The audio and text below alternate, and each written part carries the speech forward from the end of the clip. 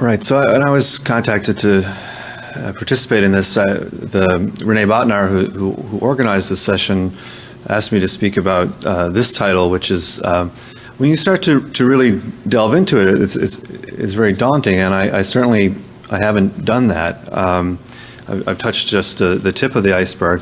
I think cardiac imaging and cardiovascular imaging is really tremendous for targeted molecular imaging. Right? I mean, if you think about what we want to do, a big problem in developing an imaging agent is just getting it there. Right? And so in the heart and the vessels, well, in the vessels, first of all, you're already there. And then the heart is, as David mentioned, you've got such an energetic demand that, and the vessels are very leaky, and it's very easy to deliver things to the myocardium. So from a pure delivery standpoint, for someone who makes probes, I really like the cardiovascular system. I look at my colleagues trying to design probes across the blood-brain barrier, and it's too hard for me. So I'll tell you about some target-specific contrast agents. I'll focus on molecular imaging with MR and molecular imaging with PET, mainly, a little bit of optical work, but you saw a lot of nice optical examples from Matthias and some from David.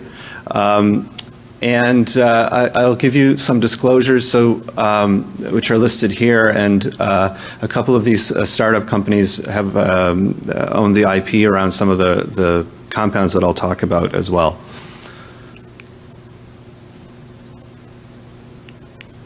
Right, so you've seen these sorts of slides before with strengths and weaknesses of different imaging modalities, and I think David's work sort of pointed that out implicitly as well, in terms of some really beautiful coronary angiography images taken with CT, and some very nice molecular specific images that we can obtain with PET, but very different spatial resolution.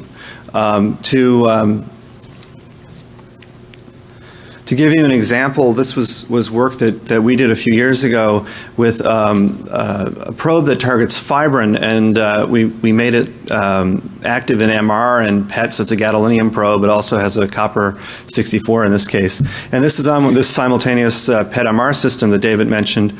And it's nice, so these are simultaneously acquired images, and you really appreciate the difference in spatial resolution here. And of course here with PET you get the distribution of the probe and its metabolites.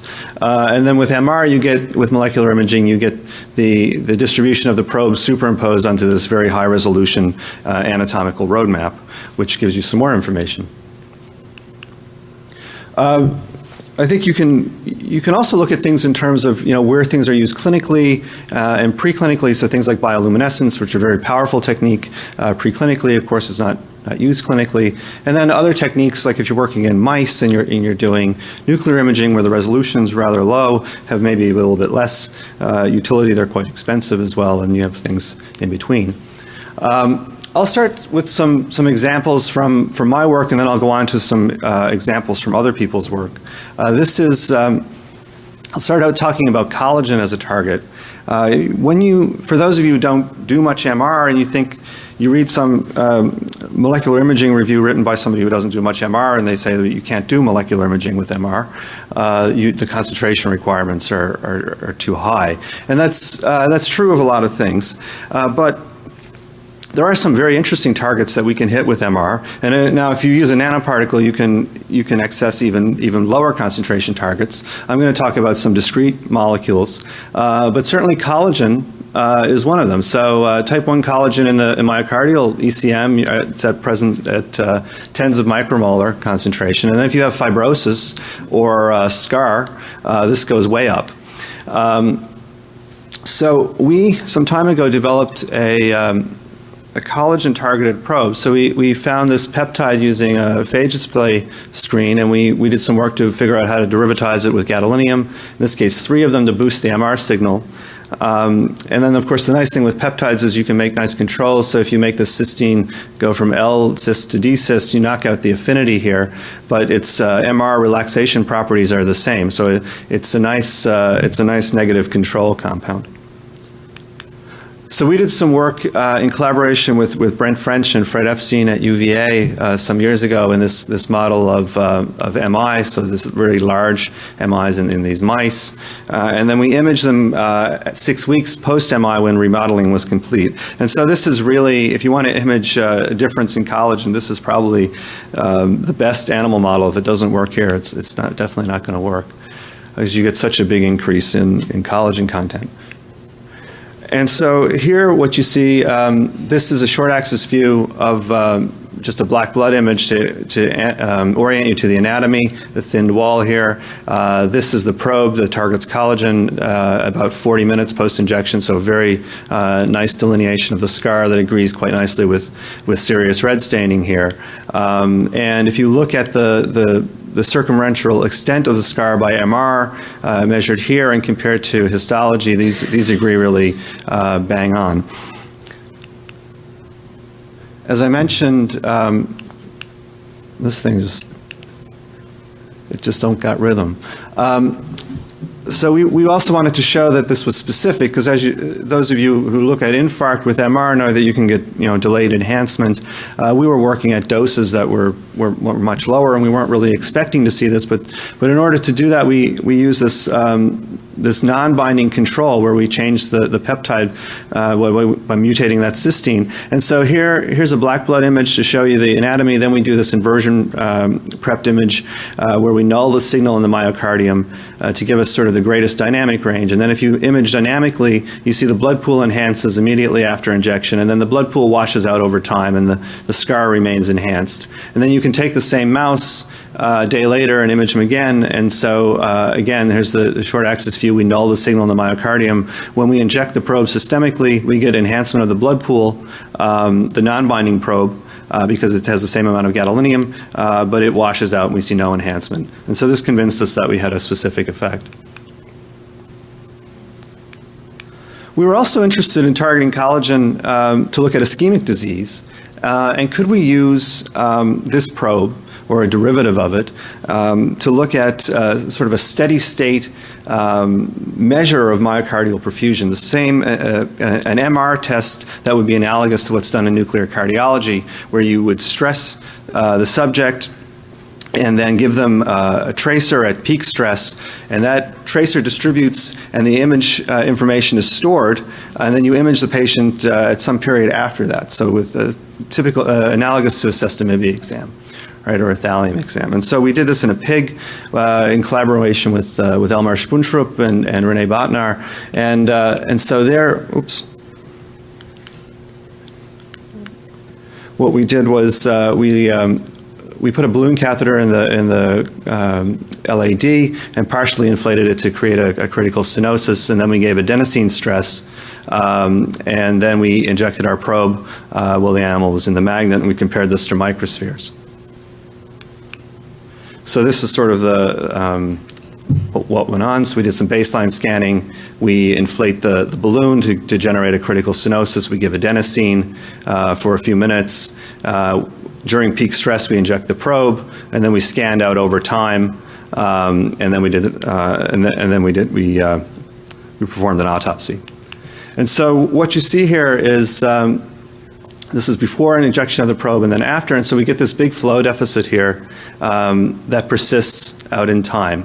Right, so we're getting binding here to the remote wall, and this signal persists over time, and we don't get the redistribution. And so this was exciting for us. And I think the reason that we like to continue to work with MR is just for these sorts of images here, where you can get a nice delineation of a subendocardial perfusion defect here with the higher resolution that one can see with MR. So we've been interested now, and we're just starting to get interested in looking at, can we image collagen in models of heart failure? There you're getting diffuse fibrosis that's not nearly at the same levels that you get in scar. And so we're just starting on that work, but we're very optimistic. I've kind of like wandered out of the heart and a little bit south into the liver, where you get diffuse fibrosis in a lot of hepatic disorders. And so here we see a nice correlation between the liver to muscle signal as a function of how much collagen is in the liver with ongoing fibrosis. And we can see the same thing in the lung as well, where we get as we get more and more fibrosis, we get more signal of the probe in the lung. And so we're very optimistic that this could be useful for looking at quantifying fibrosis in the heart as well. This is another example of a high concentration matrix component that one can target with MR and with gadolinium for bright spot imaging. So this is work done from René Botnar, who's published several papers using this type of probe. This is a model this is a high-risk plaque model in a mouse model in the brachiocephalic arteries here, and where they see very nice enhancement of these plaques with this Elastin targeted probe. And they showed quite nicely that this correlates with the Elastin distribution in some beautiful electron microscopy work to co-register the probe to the elastin fibers. We've been very interested in targeting fibrin for a number of years. Of course, fibrin's a key component of blood clots, and as well is present in complex late-stage atherosclerotic plaques. So, of course, with fibrin, it's a nice target because it's only present really in clot and wound. It's not present in circulating blood, or at least not at very high levels. But of course, you've got fibrinogen with a precursor that's present at a relatively high concentration. And so we used phage display to identify peptides that were specific to fibrin over fibrinogen. And we found a few families of probes that did that, and with selectivity over 2 or 3 orders of magnitude for fibrin over fibrinogen. So fibrin's present at high micromolar concentrations in thrombus, so again makes it suitable for imaging with MR or other modalities. And we've developed probes to MR-based probes, PET-based probes, or optical probes for imaging fibrin. This is a compound that I was involved in developing when I worked at a company called Epics, and I just wanted to put some older work in here. It's sort of the work that goes into the development process. It got sort of partway up the hill, but not all the way over. So as I mentioned, it's got high, relatively decent affinity for fibrin, but high specificity for fibrin over fibrinogen or serum albumin, high relaxivity. It's completely eliminated from the body, has a very stable gadolinium chelator, and doesn't interfere with clotting or lysis. So that compound went into a phase 2 study and was looked at in, I think, about 52 patients with known thrombus. These are some examples from that study. So looking at DVT here, or an LV thrombus here, or a carotid thrombus in this case.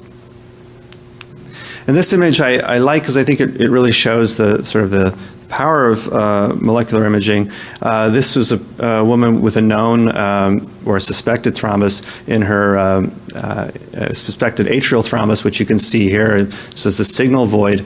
With the molecular imaging exam, you can see the enhancement of the thrombus, but you also see this enhancement in the chest wall from this fibrinous pleuritis, and you also see this complex plaque here in the aorta, and you can see in the sagittal view that the complex plaque persists down the aorta. So we've also done some work with this probe in animals. This is in a stroke model, and I just include this slide again to sort of why I think it's worth the effort of trying to do these things with MR. So here we embolize a thrombus to the origin of the middle cerebral artery. So we preform a thrombus and we put it in via catheter here. This is a pretty standard model in stroke research. And of course, with MR, you can get angiograms here just based on flow, showing a flow deficit. You can do a diffusion measurement and see the area of tissue that's been damaged by the stroke. And the molecular imaging gives you some more information. So here's the thrombus that we engineered here in the internal carotid, and where it's branching off. We can reformat that if we want. But we also saw this enhancement that extended up the right carotid. And when we look closely at this, what we found was this mural thrombus that extended all the way up here. So what was happening was when we put the catheter in, we were denuding the vessel wall and creating this microthrombus. And I like this image still because, because I think it shows, this would be very difficult to see with other modalities. Just the resolution here, this is about 500 micron, the diameter of the vessel, in a non-invasive way. So we've been doing some other things with this peptide, and there's a presentation at this meeting. Of course, fibrin is present in new clots and old clots. We were wondering, could we use this technology to look at just fresh thrombus? So it turns out that in activated platelets, you get this protein called protein disulfide isomerase that's expressed on the surface of these activated platelets. Normally, it's in the ER. So we modify this probe to make a mixed disulfide that in the presence of PDI gets converted back into this cyclic form. So when it's in its linear form, it has no affinity for fibrin whatsoever, and in the cyclic form it does, as I've just shown you. And so in the presence of the enzyme we start to see binding to fibrin, so the fibrin is acting as a reservoir for the probe, but the probe is only activated in the presence of the enzyme. So we're excited about this as a way to distinguish between new and old clots. You can also change the reporter on these peptides as well. And so, of course, fibrin's a high concentration target, which makes it accessible to MR, but of course we can see it with PET as well. And so this is an example from my lab labeling this with copper. And again, the difference in spatial resolution. So this is a carotid artery thrombus here. And then this is a bright blood MR scan using the simultaneous imager. So the sagittal view is kind of nice. It shows you the common carotid, and here's the bifurcation, and there's a flow deficit here. And that maps very nicely to this region of high activity. And I think this is really the power of hybrid imaging, that we can take what's strong about both modalities, and now we have this fuzzy PET image that we really know that the activity is coming from the carotid and precisely where in the carotid.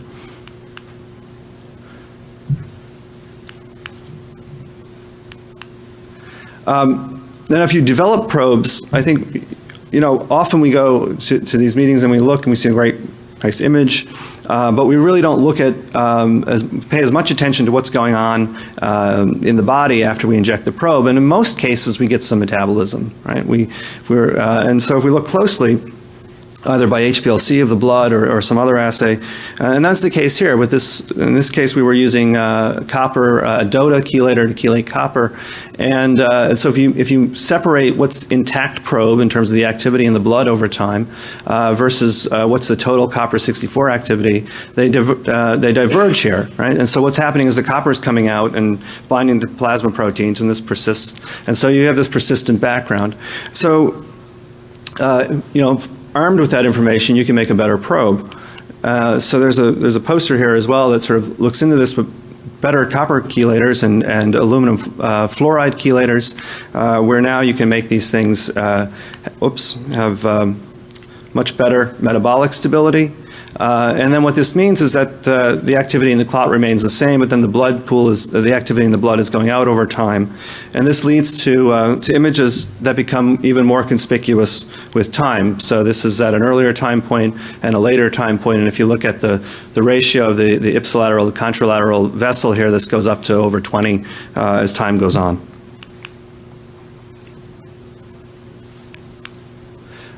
You can also monitor clot lysis with PET. This is before and after tissue plasminogen activator. We can follow this over time. This takes about half an hour to get lysis. And there are other ways to do this as well. So this is work from a group in Eindhoven, and there's actually I noticed that there's a presentation from this group at this meeting as well, but this was a paper published in CMMI with a different fibrin-specific peptide that came from a Bracco patent and labeled with indium-111 and some nice microspect images here. So going from there to things that we could do, in the case of PET with MR as well, to things that one could really only do with PET. And when you really start to delve into this, there's really such a rich literature, and I didn't touch on any of the things like perfusion and fatty acid metabolism, but looking at some newer things, this is work from Frank Bengal and a group at Hopkins with this BMS derivative that targets endothelin-A. So this is an interesting molecular target in heart failure, and you can see that they with this F18 derivative, that they get nice. Let's see here. They get nice activity that they can block with this with bosentan, which also targets endothelin-A. So to demonstrate the specificity, and having the CT there really helps with orienting you to the location of the probe. Looking at the sympathetic nervous system in the heart too, this has been long known, and there's some very nice PET probes that target the norepinephrine transporter, certainly C11 probes, and there's a lot of experience, as many of you know, with MIBG, which has been used clinically in Japan for a number of years, and more recently in other countries. And this has been demonstrated to be prognostic in heart failure. This was a series of papers from the group at Lantheus with this F18 derivative here. This is a nice paper in Circ Cardiovascular Imaging where they show specificity. So looking at when they looking at their heart here, and then when they block, this is in a monkey, they can block the uptake. If they give a toxin to destroy the nerve in a rabbit here, they can really block the uptake as well. And then these are just perfusion images to show that the heart is still well perfused, but the receptor is just not present. PIB, which of course is known in the neuro literature, and these amyloid agents. Of course, there's an amyloid agent approved now, and a couple more on the way. But there's also cardiac amyloid. This was a very recent paper in JNM from the group in Uppsala looking at C11 PIB in patients with cardiac amyloidosis, and they're compared to a healthy control. So this is blood flow here on the bottom. So all of these people have similar blood flow, but different degrees of uptake of PIB, and this is shown here in the time activity curves. This is an image from one of Matthias's papers where they've been very interested in looking at endocarditis, and they've got this prothrombin type probe for targeting pathogen on Staph aureus here, and they've shown quite elegantly that their probe can localize with the infection in the heart valve. There's really, as I mentioned, a tremendous literature here, and I just things that I was reading up on but didn't have time to talk about, like VCAM expression. This is a peripheral diazepam receptor that's very useful in inflammation, both in the heart and outside. As David mentioned earlier, some work from imaging MMPs from Alcinusis group and others. You can look at aortic angiograms, aortic aneurysms, looking at macrophage. So we saw some nice examples of macrophage imaging from the previous two speakers. You can look at their probes to VEGF, alpha V beta 3, as David mentioned earlier. And as you know, there are these lipophilic cations like tetraphenylphosphonium that were first introduced as looking at perfusion and appear to correlate with mitochondrial potential, and so have some potential for the mitochondrial potential.